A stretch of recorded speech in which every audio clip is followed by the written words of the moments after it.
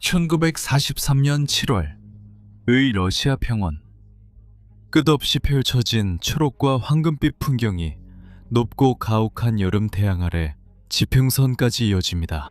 하지만 이 평화로운 광경 아래에는 엄청난 긴장감이 공기 중에 감돌고 있었습니다. 참호가 땅을 깊게 파놓았고 포들은 미리 마련된 진지에 자리하고 있었으며 전차의 장갑 부대가 흙길을 따라 우르르 소리를 내며 이동하고 있었습니다. 각 움직임은 정밀했고 각 부대는 고요함이 혼돈으로 바뀌는 순간을 위해 준비되어 있었습니다. 여기가 바로 쿠르스크였습니다.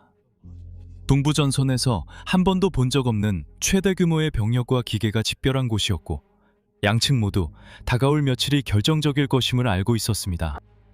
북쪽에서는 아돌프 히틀러의 지휘 아래 독일군이 선봉부대를 집결시키고 있었습니다. 판터, 티거, 그리고 페르디난트 전차들, 각각이 화력을 가득 실은 기계화된 요새였습니다. 루프트바페의 조종사들이 상공을 선회하며 소련군 진지를 공격하고 기갑부대의 진격을 위해 방어선을 약화시킬 준비를 하고 있었습니다. 북쪽의 모델부터 남쪽의 후트까지 모든 지휘관들은 그 중요성을 잘 알고 있었습니다.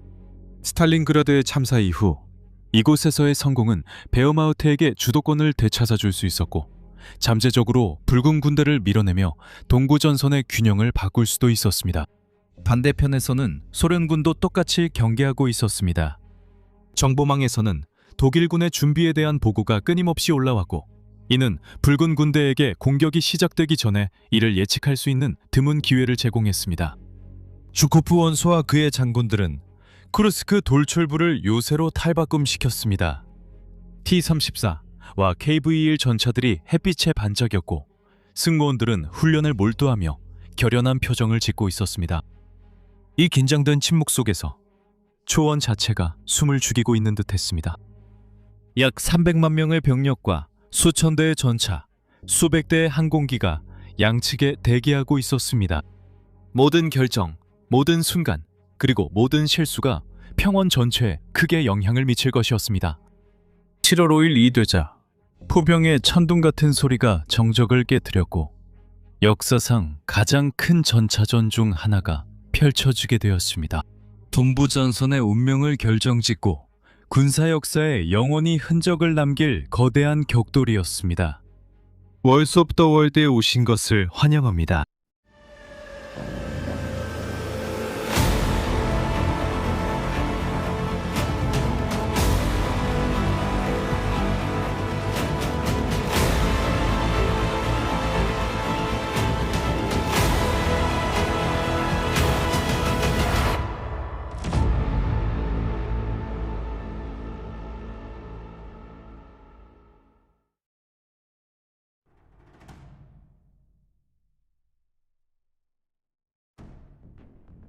(1943년) 초 스탈린그라드에서의 참사 이후 베어마우트는 충격에 휩싸였습니다. 2월에 제6근 2 항복하면서 독일군의 군사력뿐만 아니라 사기까지도 산산조각났습니다. 본부 전선 전체에서 인명, 장비, 그리고 전세의 손실로 인해 독일 최고 사령부는 전략을 재평가할 수밖에 없었습니다. 하지만 독일이 여름이 오기 전에 다시 주도권을 잡아야 한다고 확신했던 아돌프 히틀러는 장군들에게 다시 우위를 되찾을 방법을 찾으라고 압박했습니다. 남부 전선에서는 에리히 폰 만슈타인 원수가 산산조각난 부대의 잔존병력을 재편성하여 남부 집단군을 부활시켰습니다. 2월에서 3월 사이에 그는 제3차 하르코프 전투로 알려지게 될 반격을 개시했습니다. 헤르만 후트 장군이 이끄는 제4 기갑군과 파울 하우저가 지휘하는 SS 기갑군단을 이용해 만슈타인은 스탈린그라드에서 서쪽으로 진격한 후 과도하게 전진한 소련군 선봉대를 공격했습니다. 빠르고 잔인한 기동전에서 이 독일 기갑부대들은 소련군 전방부대를 측면에서 공격하고 포위한 뒤 섬멸하여 막대한 피해를 입혔습니다. 그리고 1943년 3월 14일 하르코프시를 탈환했습니다. 그리고 그달 말까지 북쪽으로 진격하여 볼그라드를 탈환했습니다. 그 성공은 전술적으로 인상적이었지만 취약함을 드러냈습니다. 이러한 성과로 인해 독일군의 보급선이 늘어났고 그들의 병력은 여전히 과도하게 분산되어 있었습니다. 그리고 라스푸티차로 알려진 봄 해빙기가 곧 대규모 작전을 어렵게 만들 것이었습니다. 게다가 하르키우와 벨고로드를 탈환한 것은 약간의 숨통을 틔워주었지만 근본적인 전략적 상황을 바꾸는 데에는 거의 도움이 되지 않았습니다. 붉은 군대는 회복하고 재조직하고 있었으며 여전히 새로운 공세를 펼칠 수 있는 능력을 갖추고 있었습니다. 베를린에서 아돌프 히틀러와 참모진은 선택지를 저울질하고 있었습니다. 베르마우트는 하르코프에서 국지적인 성공을 거두었지만 동부전선은 여전히 무너질 위협에 처해 있었습니다. 동시에 전쟁의 전반적인 흐름도 독일에게 불리하게 돌아가고 있었습니다. 1943년 5월 북아프리카에서 추축국 군대가 패배하면서 중요한 전역 하나를 잃게 했습니다. 연합군은 이탈리아 상륙이 임박했고 독일 본토에 대한 전략 폭격 작전도 점점 더 격렬해지고 있었습니다. 히틀러는 동맹국들의 증가하는 요구, 독일의 위신을 회복해야 한다는 필요성, 그리고 소련이 돌이킬 수 없는 우위를 점하는 것을 막아야 한다는 긴급한 군사적 요구에 직면해 있었습니다. 지금 동부전선에서 결정적인 일격을 가한다면 단번에 소련의 전력을 무너뜨리고 전선을 단축시켜 다른 곳에 투입할 사단들을 확보할 수 있을 것이었습니다. 크루스크 돌출부는 북쪽의 오렐과 남쪽의 벨고로드 사이 소련 방어선에 거대한 돌출부를 형성하고 있었고 그곳이 바로 그런 기회를 제공하는 것처럼 보였습니다. 이 지역을 포위해 안에 있는 병력을 섬멸할 수 있다면 독일은 다시 기동의 자유와 전략적 주도권을 되찾을 수 있을 것이었습니다. 히틀러는 운토네멘 치타델레, 즉 치타델 작전이라는 암호명 아래 양면 포위 공격을 승인했습니다. 북쪽에서는 발터 마우즐리 상급 대상이 이끄는 중부 집단군의 제국군 이오렐에서 남쪽으로 진격할 예정이었습니다. 남쪽에서는 에리히 폰 만시타인 원수가 이끄는 남부 집단군이 헤르만 후트 장군의 제4기갑군과 베르너 캠프 장군의 별동대를 이끌고 벨고로드에서 북쪽으로 진격할 예정이었습니다. 두 부대는 쿠르스크 근처에서 합류하여 그 안에 있는 소련군을 포위하고 섬멸할 계획이었습니다. 만슈타인 원수는 자신의 회고록인 잃어버린 승리들에서 이 공세 계획을 요약하고 있습니다. 인용하자면 만슈타인은 시타델 작전은 결정적인 일격, 즉 소련 방어선을 산산조각내고 독일 국방군에게 주도권을 되찾아줄 망치와 같은 공격이 될 예정이었다고 말했습니다. 인용 끝. 그들의 목표는 단순한 국지적 성공을 넘는 것이었습니다. 히틀러의 눈에는 시타델 작전이 단순히 전선을 단축시키는 것뿐만 아니라 심리적이고 군사적으로도 치명적인 타격을 줄 수 있다고 생각했습니다. 어쩌면 다른 부대들과 협력하여 남동쪽에서 모스크바로 다시 진격할 수 있는 길을 열 수도 있다고 생각했습니다. 역사학자 데이비드 글란치가 크루스크 전투에서 언급했듯이 시타델 작전은 히틀러가 동부전선에서 전략적 주도권을 되찾고 불가피한 패배를 막을 수 있는 마지막 기회였다고 했습니다. 인용 끝. 하지만 처음부터 독일 지휘부 내에서는 의구심이 있었습니다. 모델 장군은 자신의 제9군 이 겨울 전투로 인해 여전히 병력이 소모되어 있었고 중화기가 부족하다고 경고했습니다. 신형 판터와 티거 전차의 인도도 일정에 뒤처졌고 병력과 연료 모두 부족 현상이 계속되었습니다. 봄철 진흙이 문제를 더욱 악화시켜 반복적인 지연을 초래했습니다. 원래는 5월 초로 예정되었으나 이후 6월 그리고 결국 7월 초로 계속 연기되었습니다. 이러한 연기는 붉은 군대에게 방어를 준비할 소중한 시간을 주었고 베르마우트는 더욱 불리한 조건에서 대도박을 시도하게 만들었습니다. 시타델 작전은 단순히 대담한 시도만이 아니라 히틀러가 스탈린그라드에서 시작된 후퇴를 되돌리기 위해 반드시 필요하다고 판단한 위험한 도박이었습니다.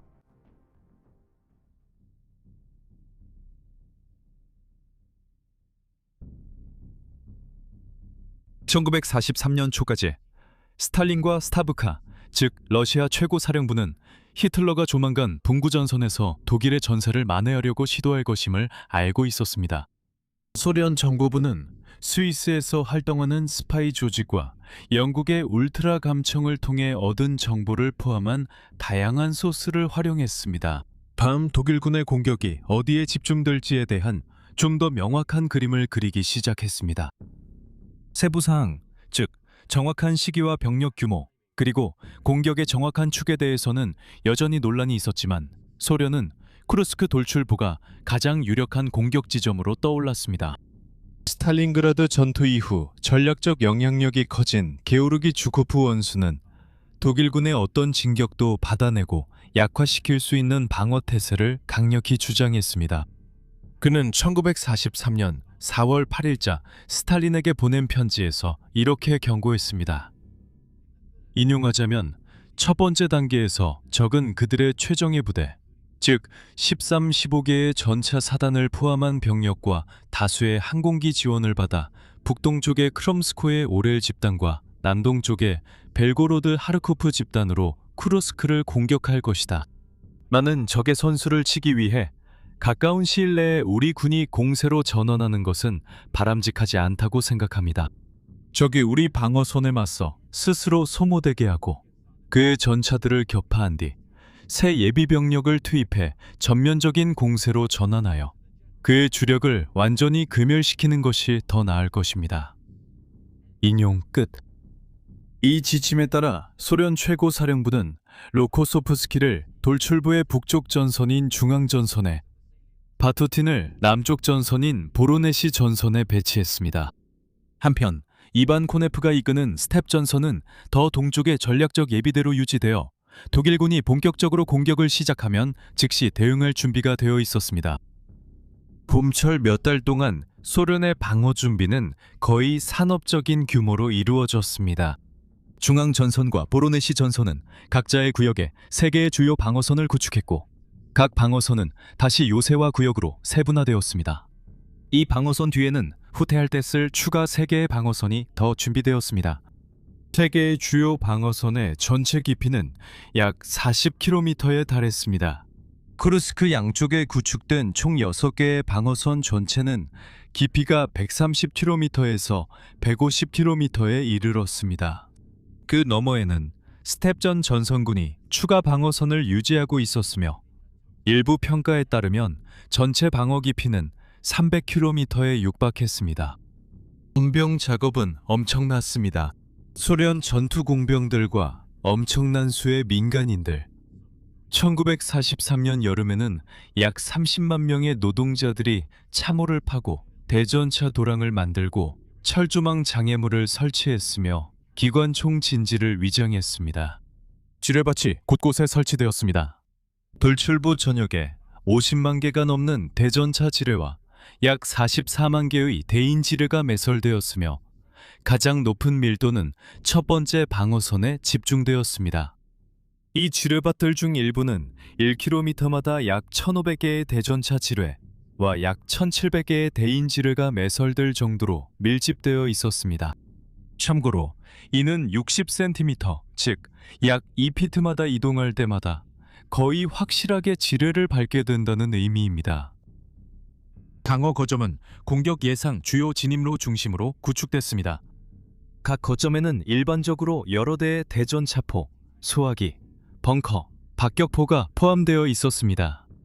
많은 참호에 파묻어둔 장갑차와 자주포가 고정 방어선을 보강하는 데 사용되었습니다. 소련군은 또한 기동장애물 설치부대를 배치했는데 이들은 독일 기갑부대의 진로에 지뢰와 장애물을 설치하는 임무를 맡은 특수 공병부대였습니다. 사단, 군단, 전선급에서 유연한 대전차 예비대로 활동했습니다. 스타브카는 또한 재반격에 대비해 작전 예비 병력을 비축해 두었습니다. 독일군의 공세가 탄력을 잃자 로코소프스키, 바투틴, 그리고 이후 코네프 휘하의 소련군이 반격 작전을 개시할 수 있었습니다. 스탈린, 주코프, 그리고 소련 지휘부는 독일군의 공격에 앞서 본격적인 공세를 먼저 감행하지 않기로 결정했습니다. 오히려 그들은 독일군이 오도록 두고 준비된 방어선으로 유인해 그들을 소모시키고 그 후 반격을 가하기로 했습니다. 이 모든 것은 쿠르스크를 단순한 돌출부 이상으로 만들었습니다. 소련에게 쿠르스크는 요새 함정으로 변해가고 있었습니다.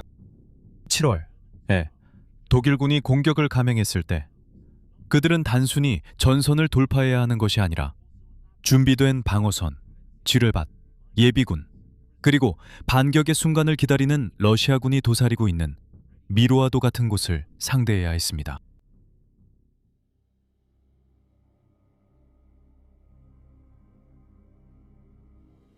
(1943년 7월 5일) 아침, 쿠르스크 돌출부의 광활한 평야는 치타델 작전의 첫 포성에 흔들렸습니다.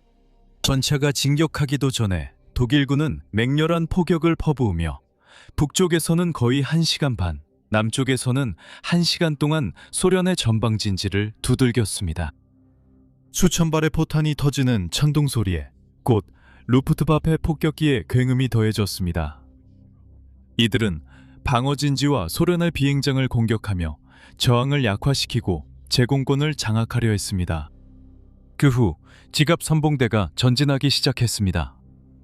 독일군 공세의 중심에는 가장 강력한 무기들인 티거, 판터, 그리고 페르디난트 전차가 있었습니다. 티거의 전차는 거대한 존재감이 있었습니다. 두꺼운 장갑과 88mm 포는 소련 전차를 장거리에서 파괴할 수 있었습니다. 전면 장갑은 100mm를 넘기도 했고 무게는 50톤이 넘었습니다. 소련의 무기 중 정면에서 맞설 수 있는 것은 거의 없었던 금속 요새였습니다. 펜터 전차는 새롭고 아직 실전 경험이 없었지만 빠른 속도와 치명적인 75mm 구속포를 결합했고 경사진 전면 장갑 덕분에 이전 독일 전차들보다 더 뛰어난 방어력을 자랑했습니다. 마지막으로, 그리고 결코 빼놓을 수 없는 전차가 바로 페르디난트, 나중에 엘레판트로 알려진 전정의 진정한 거인이었습니다. 무게가 65톤에 달하고 88mm 포로 무장한 이 전차는 일부 부위의 장갑 두께가 거의 200mm에 이르렀습니다. 대부분의 소련 군포는 한 발을 맞춰도 도탄될 뿐 큰 피해를 주지 못했습니다. 그 대가로 페르디난트는 무겁고 느렸으며 기동성은 시속 약 30km, 즉 19마일 이채 안 되는 수준을 불과했습니다. 그리고 모든 기계와 마찬가지로 기계적 고장에도 취약했습니다. 북부 전선에서는 발터모즈슬리 상급대장 휘하의 제국은 이오렐일대에서 남쪽으로 진격을 시작했습니다.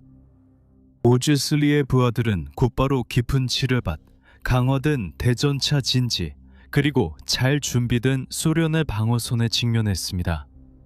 포병 지원과 공습에도 불구하고 소련군의 측면 반격이 이어지면서 진격은 거의 멈추다시피 했습니다. 진격은 겨우 몇 킬로미터에 불과했고 모즈슬리의 부대는 빠르게 돌파하길 바라던 방어선에 맞서 고전하게 되었습니다. 남쪽에서는 헤르만 후트 장군의 제4기갑군, 이 파울 하우저 휘하의 제2 SS 기갑군단의 지원을 받아 지형이 더 좋고 소련군의 전방 방어선도 다소 약한 곳을 마주쳤습니다. 이곳에서는 독일군이 더 빠르게 움직일 수 있었고 중전차들은 그 화력을 더욱 효과적으로 발휘할 수 있었습니다. 남부 부대에는 티거와 판터 전차가 더 많이 포함되어 있었고 페르디난트 전차도 다수 배치되어 있었습니다. 이들의 임무는 소련군 방어선을 돌파하고 돌출부 깊숙이 침투한 뒤 프로호르프카 마을을 향해 진격하는 것이었습니다. 독일군 참모들은 이곳에서 결정적인 전투가 벌어질 것으로 예상했습니다. 하지만 이곳에서도 진격은 쉽지 않았습니다. 소련군의 방어선은 여러 겹으로 교묘하게 배치되어 있었고 포병은 은폐된 진지에 숨겨져 있었습니다. 지뢰밭이 땅속에 숨겨져 있었고 대전차포는 요새화된 진지에서 위협적으로 배치되어 있었습니다. 그럼에도 불구하고 후트는 자신감과 결단력을 보였으며 이후 참호를 파고 버티는 러시아군과의 교전에 대해 이렇게 썼습니다. 인용하자면 변화하는 상황에 신속하게 적응하는 능력이야말로 성공적인 지휘의 본질이다. 인용 끝. 공세의 처추가 계속되면서 양쪽 전선의 독일 부대들은 점점 더 큰 압박을 느끼기 시작했습니다. 차량들은 고장이 났고 보급선은 한계까지 늘어났으며 전진하는 매 킬로미터마다 지뢰를 제거하고 참호에 배치된 소련군 포를 무력화시키며 끊임없는 사격 속에서 앞으로 나아가야 했습니다. 남부의 병력은 북부보다 더 깊숙이 진격하는 데 성공했지만 소련 방어군을 포위하기 위해 필요한 협공은 아직 형성되지 않았습니다. 붉은 군대는 예비 병력을 신중하게 손이 닿지 않는 곳에 배치한 채 독일군의 기갑부대가 투입되어 취약해지기를 지켜보며 기다렸습니다. 그들은 반격할 준비가 되어 있었습니다. 7월 중순까지 독일군의 공세는 일부 지역에서 성과를 거두었지만 히틀러가 기대했던 압도적인 성공에는 한참 못 미쳤습니다. 북쪽 진격은 거의 완전히 멈췄고 남쪽 돌파는 더 깊이 들어갔지만 점점 더 강한 저항에 부딪혔습니다. 베어마우트의 장갑 거인들인 티거, 판터, 그리고 페르디난트는 무시무시할 정도로 효과적이었지만 무적은 아니었습니다.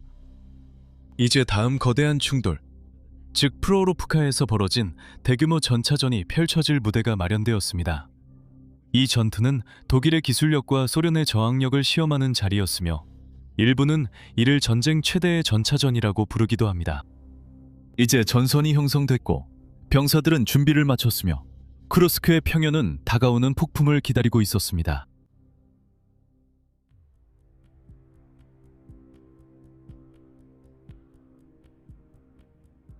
(1943년 7월 12일) 프로로프카 인근의 광활한 평야는 역사상 가장 치열하고 논쟁이 많은 전차전 중 하나의 무대가 되었습니다. 새벽이 밝아오자 공기는 연기로 자욱했고 멀리서 포성의 우르릉거림이 들려왔습니다. 수천 대의 전차와 장갑차의 무게로 땅이 흔들렸고 모두 쿠르스크 전투를 결정지을 충돌에 대비하고 있었습니다. 헤르만 후트 장군의 지휘 아래 독일군은 이 결정적인 전투에 정예 부대를 투입했습니다. 파울 하우저 장군이 이끄는 제2SS 기갑군단 이 막강한 힘으로 진격했습니다. 그들의 공격의 중심에는 강력한 티거 워이 전차가 있었는데 이 거대한 전차들은 장거리에서 소련 전차를 파괴할 수 있었습니다. 순용 판터 전차는 더 가볍고 빠르며 경사진 장갑을 갖추고 있어 소련의 방어선을 효과적으로 돌파할 수 있었습니다. 그리고 그들과 함께 앞으로 나아간 것은 페르디난트 돌격포로 엄청난 화력을 제공했지만 기동성은 제한적이었습니다. 하지만 소련군도 준비가 안 된 것은 아니었습니다.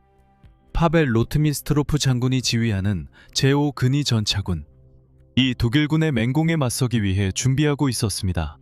그들의 전력에는 경사진 장갑과 76.2mm 포로 유명한 견고한 T-34 중형 전차가 포함되어 있었으며 이 전차들은 가까운 거리에서 독일 전차들과 맞설 수 있었습니다. KV-1 중전차는 느리고 수가 적었지만 두꺼운 장갑과 강력한 무장으로 강력한 저항을 펼쳤습니다. 또한 소련군은 적전차의 진격을 저지하기 위해 45mm와 76.2mm 대전차포를 포함한 다양한 대전차 무기를 배치했습니다. 전투는 독일 포병과 루프트바페 폭격기가 소련 진지를 약화시키기 위해 맹렬한 포격을 가하면서 시작되었습니다. 하지만 이런 노력에도 소련 방어선은 굳건히 버텼습니다. 독일 전차들이 진격하자 그들은 잘 준비된 대전차 진지와 지르밭, 참호의 숨은 보병들을 마주쳤고 이는 진격 속도를 늦추고 상당한 피해를 입혔습니다. 전투는 근접전으로 격화되었고 전차들은 연기로 가득 찬 전장에서 기동하며 서로를 바로 눈앞에서 포격했습니다. 공기는 타는 연료의 매캐한 냄새와 귀를 찢는 총성으로 가득했습니다. 땅에는 파괴된 전차들의 잔해가 흩어져 있었고 그 거대한 잔해들은 전투가 얼마나 치열했는지를 처절하게 보여주었습니다. 혼란 속에서 후트 장군은 자신의 부대가 직면한 어려움에 대해 언급했습니다.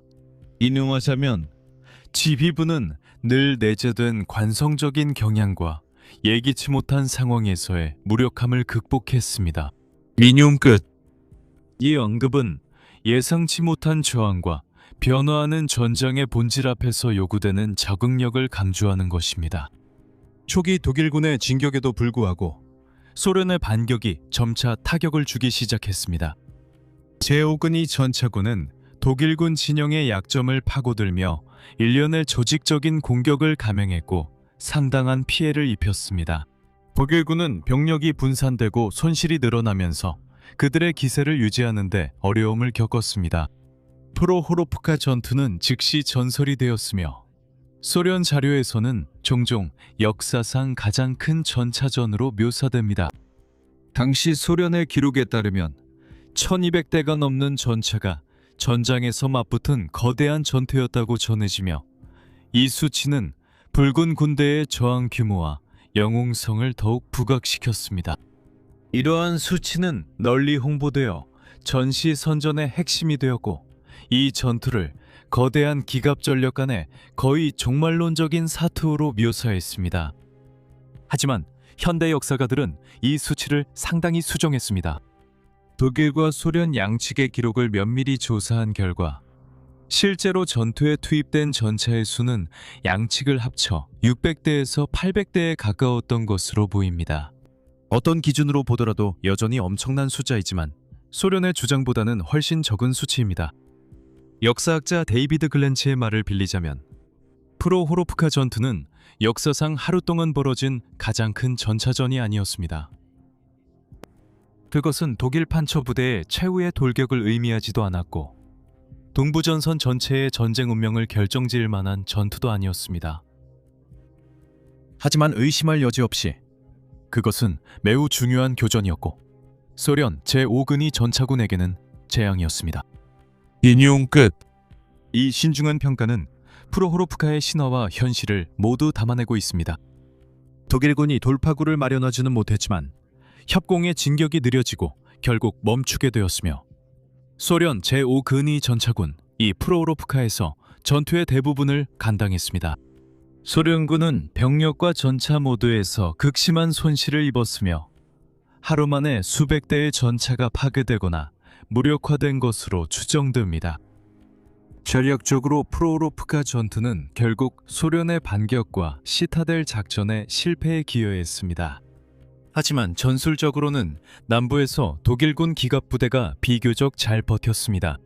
그리고 소련군의 영웅적인 반격은 전략적 전환점의 시작을 알렸지만 매우 큰 대가를 치러야 했습니다. 프로호로프카 전투는 전투의 치열함과 규모로 인해 제2차 세계대전에서 가장 치열하고 상징적인 전차전 중 하나로 남아 있습니다. 근접전 양상과 함께 전쟁에서 가장 강력한 전차들이 투입되면서 이 전투는 역사학자와 전차 애호가 모두의 상상력을 사로잡은 장갑전의 장관을 만들어냈습니다. 전투가 끝난 후 전장은 500대가 넘는 전차와 돌격포의 잔해로 뒤덮였으며 이는 그 충돌의 맹렬함을 보여주는 증거였습니다. 인명피해 또한 엄청나서 양측 모두 수천 명의 병사들이 전사하거나 부상당했으며 실종되었습니다.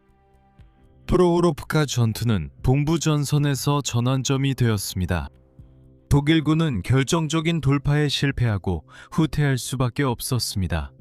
소련군은 맹공을 견뎌내고 주도권을 잡아 반격을 시작했으며 독일군을 밀어내고 잃었던 영토를 되찾기 시작했습니다.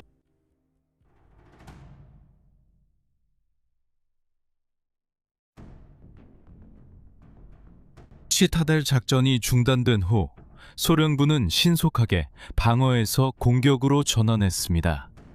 1943년 7월 중순까지 붉은 군대는 예비 병력을 신중하게 배치했고 두 차례의 대규모 반격이 시작되었습니다. 북쪽 오렐 돌출부를 향한 쿠투조프 작전과 남쪽 벨고로드와 하르코프를 향한 폴코보데츠 루맙초데츠 작전이었습니다. 7월 12일에 시작된 쿠투조프 작전에는 130만 명이 넘는 소련군이 투입되었고 수천 문의 대포와 수백 대의 전차가 지원했습니다. 게오르기 주코프 원수와 니콜라이 바투틴 장군이 독일 제2기갑군을 포위하고 약화된 독일 북부 전선을 공략하기 위해 공격을 지휘했습니다. 시타델 공세가 실패한 후 8월 중순까지 소련군은 독일 진영 깊숙이 침투하여 일부 병력을 포위했고 8월 18일까지 독일군은 오렐에서 철수할 수밖에 없었습니다. 동시에 남부 전선에서는 8월 3일에 폴코보데츠 룸프로페셔널리스머 작전이 시작되어 하르코프 해방과 벨고로드에서 독일군을 완전히 제거하는 것을 목표로 했습니다. 이 공세에는 제1근위 전차군과 제5근위 전차군과 수많은 소총사단들이 참여했습니다. 소련군은 보병, 포병, 기갑, 항공 지원을 조화롭게 운용하는 제병 협동 전술을 사용하여 독일군 방어선의 과도한 확장으로 생긴 틈을 공략했습니다. 8월 23일까지 소련군은 하르키우를 해방시켰으며 이는 전쟁 중 이 도시가 마지막으로 주인이 바뀐 순간이었고 불군 군대의 작전 능력이 점점 향상되고 있음을 보여주었습니다. 독일군은 인력 부족, 고갈된 기갑전력, 과도하게 늘어난 보급선 때문에 이러한 반격에 효과적으로 대응하지 못했습니다. 아돌프 히틀러는 치타델 작전이 목표를 달성하지 못했고 독일군이 장기전을 버틸 수 없다는 것을 인식하고 1943년 7월 13일 공식적으로 치타델 작전을 중단시켰습니다. 만슈타인과 후트 등 독일군 지휘관들은 전선을 안정시키려 했지만 그들의 선택지는 제한적이었습니다. 남부 공세 측에서 살아남은 부대들은 종종 급하게 준비된 참호와 파손된 방어 시설 뒤에서 방어 태세를 취할 수밖에 없었습니다. 양측 모두 인명과 장비 손실이 심각했습니다. 소련 자료에 따르면 쿠투조프 작전 동안에만 약 43만 명의 사상자가 발생했으며 이 중 11만 2천 명 이상이 전사한 것으로 보고되었습니다. 시타델 작전 동안 독일군은 약 20만 명의 병력을 잃었고 700대의 전차와 1000대의 항공기가 파괴되거나 손상되었습니다. 이 수치들은 그 작전의 인적, 물적 피해를 부분적으로만 보여줍니다. 병사들은 극한의 전투 환경을 견뎌야 했고 전체 부대가 몇 주 동안 전투 불능 상태에 빠지기도 했습니다. 전략적으로 치타델 작전의 종료는 동부전선에서 영구적인 변화를 의미했습니다. 독일은 주도권을 상실하고 돌이킬 수 없는 손실을 입은 후 1943년 남은 기간 동안 방어적인 태세를 취할 수밖에 없었습니다. 반면 소련은 종심 예비대, 다층 방어, 그리고 여러 전선 간의 작전적 협조의 효과를 입증해 보였습니다. 쿠투조프 작전과 폴코보데츠 루메트림프 작전의 성공으로 붉은 군대는 주도권을 잡을 수 있었고 베어마우트를 후퇴하게 만들었으며 연이은 공세의 발판을 마련했습니다. 이로 인해 독일군은 꾸준히 서쪽으로 밀려나게 되었고 결국 1945년 베를린 함락에 기여하게 됩니다. 역사자 데이비드 글란치가 지적했듯이 독일군은 프로로프카 자체에서 치명적인 패배를 피했지만 치타델 작전의 실패와 이어진 소련의 반격으로 인해 동부전선에서 전략적 주도권을 되찾을 희망은 완전히 사라졌습니다.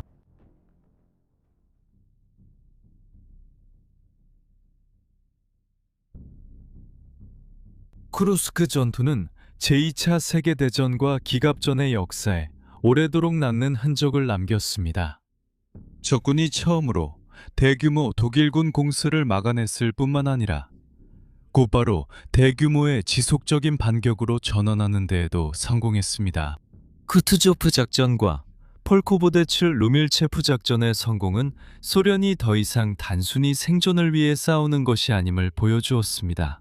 소련은 이제 여러 전선에 걸친 협동작전을 계획하고 실행할 수 있었으며 적의 약점을 공략할 수 있는 충분한 예비병력도 갖추고 있었습니다.